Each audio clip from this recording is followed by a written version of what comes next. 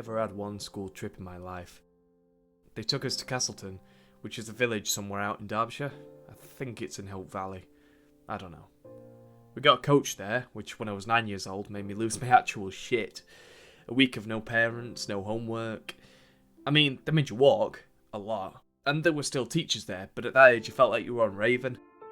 We had ice creams on tap from this old guy at the ice cream parlour. I remember running up the market street with wooden toy cars to see how fast they made it down. Mine was the fastest, in case you were wondering. We went up to Peveril Castle and recreated the Battle of Win Hill with polystyrene boards and face paint. Yeah, God knows. There was meant to be this big campfire at the end where you'd all sit around and listen to ghost stories, but I never made it that far. God, that sounds morbid, doesn't it?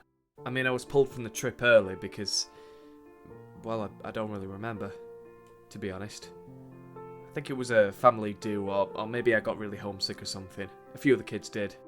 For whatever reason, I hadn't been back since. Until today. It was one of those October weekends where the trees shudder and leaves cover every inch of pavement. To get here we had to drive over all these winding country roads, and the car nearly flipped over in the wind, but it didn't seem to bother Mum. She rattled on about me needing a haircut and how lovely it was to have the day together, and am I still seeing that lad from Brighton? Spoilers, I'm not. We paid a small fortune for parking and then joined the masses descending on the village for a big day out. The whole village smelled like fresh bread, and you half expected the cast to call the midwife to come cycling down Market Street. Coming from the city to this was like another world. No one's in a rush here, and everyone says hello when they pass you on the narrow streets, and you just feel like saying hi back. There's little local businesses that are untouched by the rest of the world, and all of a sudden 50 quid for a pair of walking boots doesn't seem like a big deal. And you start thinking, yeah, maybe I could do with a walking stick. I know I'm only 23, but this one is retractable. You could just whip it out at parties. No one else would have one. Mum drags me away from the walking stick idea and we press on. It's a little village school with one door for girls, one for boys, and the bus stops are just little wooden shacks. The tea rooms have hand-knit pillows in the windows, and there's a cemetery glistening in auburn and burgundy in the midday light, the churchgoers ambling out in the droves. Tractors amble down the road, and honestly, no one honks at them. They're pulling trailers with hay bales and kids are just sat on top. It's a straightforward village, but it's really easy to get lost in. The high street is staggered over 3 levels, and you'll start on one street at the post office and end up in someone's driveway. It made for some sick games of hide and seek when we were younger. Back gardens feed onto farms, kids scrambled around throwing conkers at one another, and dads smiled wryly at each other pushing wheelbarrows. Look, I got a pumpkin, alright? Mum needed some vegetables anyway, and she really wanted a picture of me holding one. Well, you can't say no, can you? The cobbles are worn and make this clip-clopping sound under your feet. The thresholds of the little shops creak as you walk in, and some of the older ones feel like they're going to give way right on top of you. The bookshops have nooks fitted under the stairs, and the books are all piled in dusty stacks. The sweet shop sells everything by weight, from the jars on the back wall, and all the old sweets I used to have are still here. Brain liquors, bonbons, and those aliens and the little eggs that give birth if you put one inside the other's head. Apparently. We amble down the street in single file, and I have to keep avoiding people with my pumpkin that I now regret buying. The only mark of the modern world is a Texaco on the edge of the village, filled with jeeps and farmers filling up oil cans. The buildings have all been at different times and have started to lean on each other over the years, but they all face onto the road and away from the cavern. Peak Cavern is the main draw of Castleton. It dominates the skyline as these 2 hills roll up to it on either side. No one knows how old it is or what drew people to settle next to it, but you can't stop looking at it. The clunky rockwork folding in on itself, the odd tree poking out here and there, growing beneath the cracks, and the winding path leading you up into total darkness. It's hypnotic. So the whole afternoon was one big nostalgia festival. Mum nodded politely and pretended to listen as I reeled off everywhere we went on our school trip, where one of the kids grazed his knee on the fountain and where one of the girls lost her earring down the river.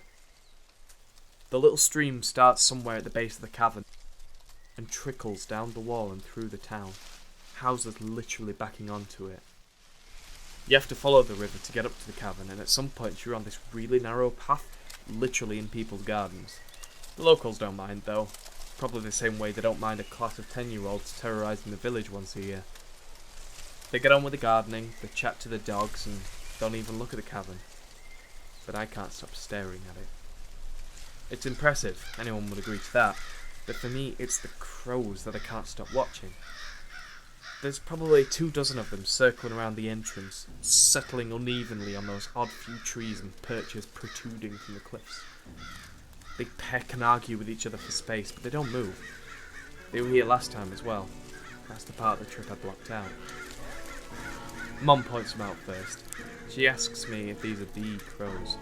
You know, the ones I casually had nightmares about for weeks after the trip. So yeah, they're the crows, alright. They gather overhead as we make the path, clutching to the cliffside for support. They watch. I wonder if they remember me. And if so, why are they here after all this time? Do birds normally do that? Maybe they're waiting for something. Just before we went in, Mum stopped me and asked if I was going to be okay. Do they ever stop worrying? She didn't press it, but she kept looking back at me as we bustled in.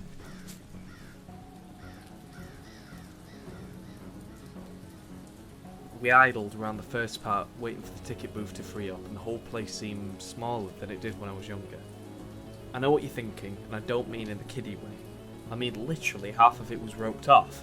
It definitely wasn't like that when we were kids. We could climb up all the rocks and everything. Well, maybe you weren't meant to, but you could. Mum sees me staring at the rocks and asks if I'm alright again. The queue snakes around a corner and the ceiling, I don't know what it's technically called, but it droops down. It looks a bit rude, to be honest. I think at some point the rock broke off and dropped right through because there's a hole in the rocks that goes right down. So far down, I can't see the bottom. And you can only get past the drooping ceiling one at a time, so I'm stuck next to the hole for a bit. And even though it's roped off, I start to feel cold. Like, really cold. But close as well. Like something's pressing in on me. And then this flush of heat ripples up my front. What is wrong with this cave? I look around for Mum, but she's on the other side of the rock. I tap her on the back. I need to get some air. And I'm moving. The light from the cavern entrance is bobbing in front of me, and my feet are hardly keeping me up. People are moving apart from me, and my head is swimming with 100 voices at once. Feels like my ears have been cupped over, and I need to get out. The air outside is cool, and not the horrible cold like it was inside. I'm leaning on the wooden railing just as the path bends. People are looking at me as they're passing, and I think I've freaked a couple of kids out. Mum's rubbing my back, scowling back inside the cavern. I'm leant over the rails and I can see that the river actually starts high up the wall at some point on the cavern, a spout erupting from a sizable gap in the rocks. Mum makes sure I'm alright, disappears for 2 minutes and then hands me a water bottle. She said it costed £3 from the shop and we both laugh. Feels nice. She asks if I think it was a panic attack, but I tell her I don't think so. It was just freaky. I look back up at the cavern and my stomach swells with that horrible feeling again. The crows circle overhead and they just make me feel dizzy again. I turn away and focus on the water. Mum tells me she was worried it might shake me up, that she wasn't sure if I remembered what happened or if I wanted to talk about it. I ask her, what happened? She tells me I was young when it happened and probably blocked it out. After all, I never mention it. I ask again, what happened?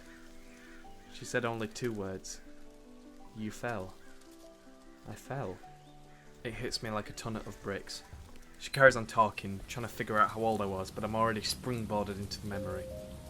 I was here on the school trip, and I was climbing on the rocks because it didn't used to be roped off. And I fell. There was a cave, I think. I fell into this little cave, and there was this huge bird's nest. And someone else. There was someone else there. I asked Mum if it was just me that fell. She reckons it is, but I definitely remember someone else in the cave with me. If I could have fallen down, surely another kid could have as well.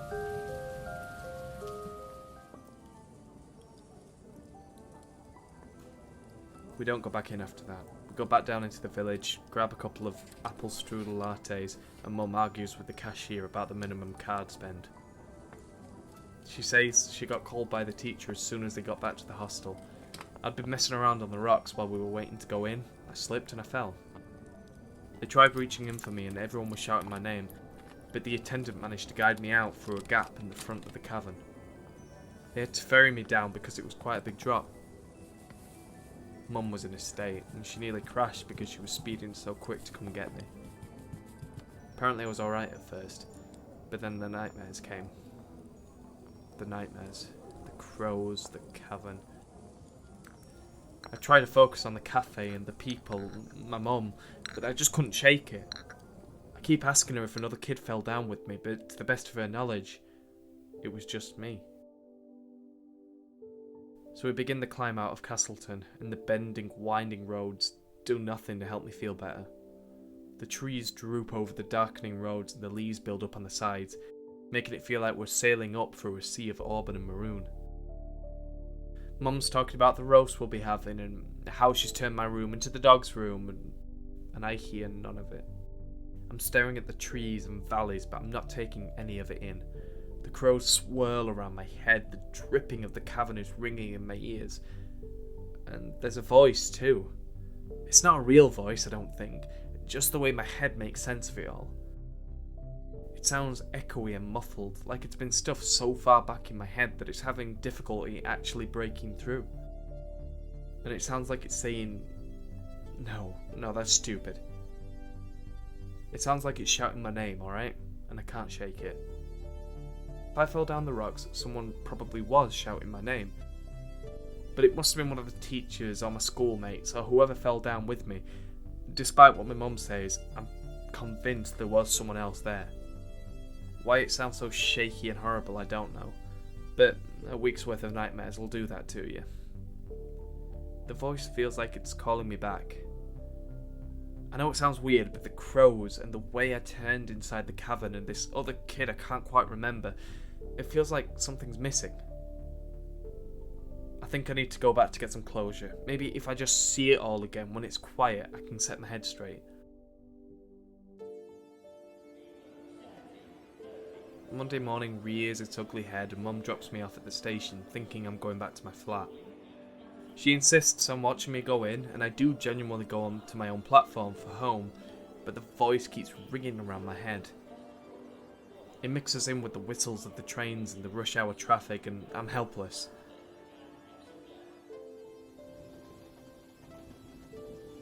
The closest train station to Castleton is in Hope, and according to maps it's about a 10-minute walk from there. The train is rammed with walkers going a man tour, and on my day off I wish my head was clear enough to go there too, but there's something calling me back to the cavern and a reason I need to go there.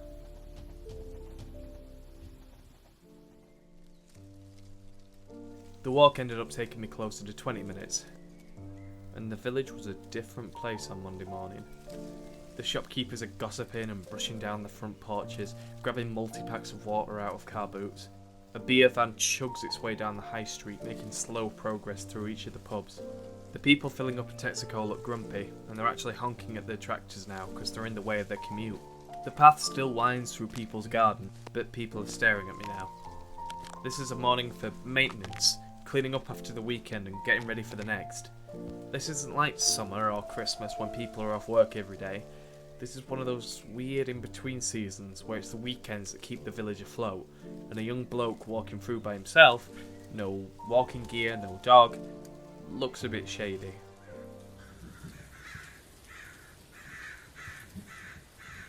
Even the staff at the Cavern found it odd. I was the first customer of the day, and I did ask about the roped-off areas, and if there's a chance to go get a closer look. All of a sudden I was an expert on rock formations, but they weren't having it. I idled by the entrance for a bit longer, apparently waiting for someone, and because I was hidden behind the drooping rock, I was covered. The staff started chatting again, and the girl in the ticket office actually left to go make them all a brew. I saw my chance and took it. I ducked under the ropes and lay flat on my front, edging as far as I could towards the gap in the rocks. If I could just shine my phone down the gap and get a good look, that should be enough. That should calm my head down, right? I wrangle my phone out and try and shine it down the hole so that I can see, but no one else can see the light. I see down the hole, and it looks like there's twigs and a bit of paper down there, but not much else. This was stupid. Look at me, I'm leaning over these rocks, looking like an idiot. But what was that? Something moved. Something definitely moved. There isn't a breeze or anything, the twigs and all that are still there. It was something else. I can't call out or flash my light anymore, so I just lean further, trying to get a good look. And I slip down the rocks and through the hole. Well, mostly, my legs are still on the top side. The rocks are pinching at my waist and I just dangle aimlessly trying to reach my phone. The torch is tipped onto its side. I wriggle and try and wedge myself out, but it's no good. I'm stuck. I think about shouting, but I'm not even sure anyone would hear me with my head stuck in this cave. I just have to wait until she comes back and sees my legs sticking out. I realise that my phone is shining on something. Twigs and leaves.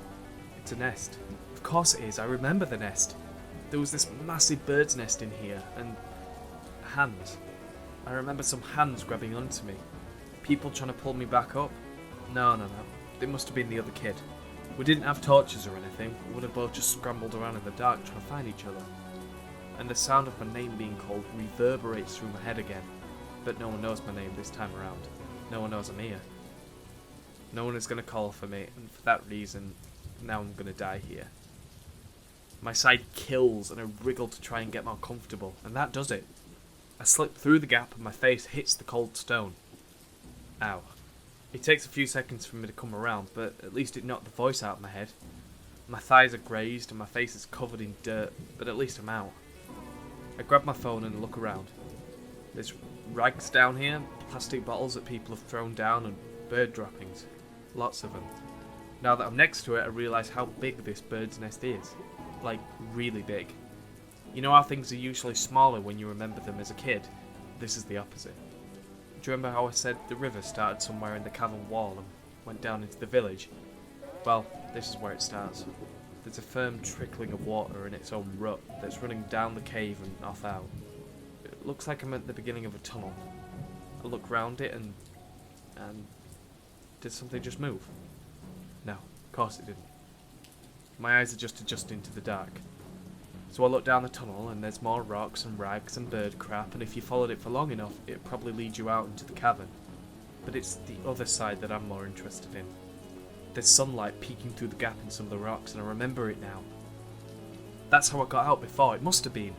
I followed the water, moved the rocks, and climbed down to where the river is. That's how we got out. Because I'm still sure there was someone else with me. After all, who else's hands would have been grabbing me? I have to duck right down to get to the end of the tunnel and start loosening the rocks. They're wedged in tightly, as though someone had stacked them here. Were they like this the first time I came down? I've loosened a few of them and throw them aside when I hear something behind me. Something damp, scraping and methodic, like footsteps. I barely have time to turn around when a pair of hands grab me from behind and pull me back down. I start scrambling on the floor, trying to stand up, but there's something pressing on my stomach. Not feet, it feels more like claws. 2 massive claws. I shield my eyes because more claws are thrashing at my face. In the glimpses I do get, 2 wings are flapping over me and something like a beak is screeching in my face. With one hand I cover my face, and while my whole body tries to roll over, my left hand tries to grab something, a rock, anything. It meets a branch, and in the heat of the moment I rip it from the wall. I wave the branch around frantically and wrestle the thing off me with it. I thrash it again, and in the narrow light I see the thing stagger back. I've got seconds until it attacks again. I turn back to the wall and start pulling out stones 2 at a time. The light is streaming in now. Behind me I hear a horrible screech, and my brain slices because it knows that sound. The one from my nightmares. The one the crows make. More stones, and I make a gap big enough for me. I feel a pair of claws latch onto my shoulders again, but I whip around with the branch and throw it back. It slips on the rocks and covers its face, its beak. It doesn't like the light. It's in pain. And it keeps making that horrible noise at me. The noise that sounds like... No, I can't think about it. I remember that noise from all those sleepless nights when I was younger. I am living my own nightmare.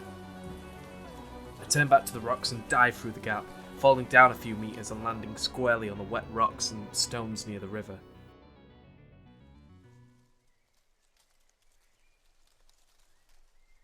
My body kills, my bones ache, but I scramble up and turn back to the gap, ready for it to dive out of me. But it doesn't. I can hear it scuttling round in there and wailing, but it doesn't come out.